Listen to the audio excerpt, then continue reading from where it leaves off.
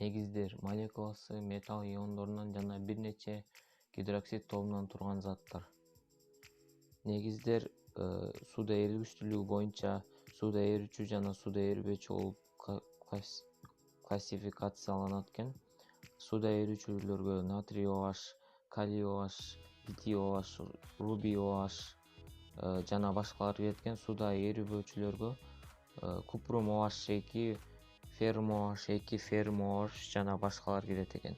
Сууда эрүүчү негиздер шалоштор деп аталат. Негиздердин үчүнчү өзгөчө тобу болуп амфотердүү гидроксидтер. Гидроксидтер начар кислоталык жана начар негиздик касиетке ээ болушат. Алюминий OH3, цинк OH2 жана башкалар. Графикалык формуласы: негиздердин молекуласындагы металлдардын атому гидроксид тобундагы кычкылтектин атомдору аркылуу байланышат. Физикалык касиети: негиздер сууда эригиштиги ар кандай болгон катуу заттар.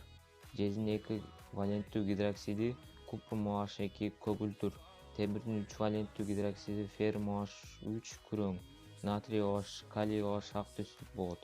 Сууда эрүүчү негиздер жегич келет. Колдонулушу: негиздер өнөө жайда жана турмуш тиричиликте кеңири пайдаланылат. Мисалы, кальцийдин гидроксидинин же өчүрүлгөн акиташтын чоң мааниси бар. Бул көпчөк ак порошок. Аны суу менен аралаштырганда акиташ сүтү деп аталуучу зат пайда болот. Кальцийдин гидроксиди сууда бир аз эригендиктен акиташ сүтүн чыппалагандан кийин тунук эритме акиташ суусу алынат. Бул эритме аркылуу көмүртектин оксидин өткөргөнгө киргизилет. Реакция жүрөт. Өчүрүлгөн акиташты бордос аралашмасын өсүмдүктөрдүн илдеттерине жана зыянкечтерге каршы күрөшүү каражаттарын даярдоо үчүн колдонулушат.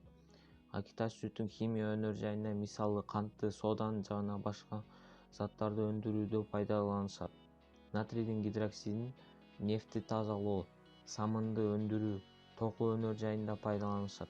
Калийдин гидроксиди калий OH жана литийдин гидроксиди литий OH аккумуляторлордо пайдаланылат.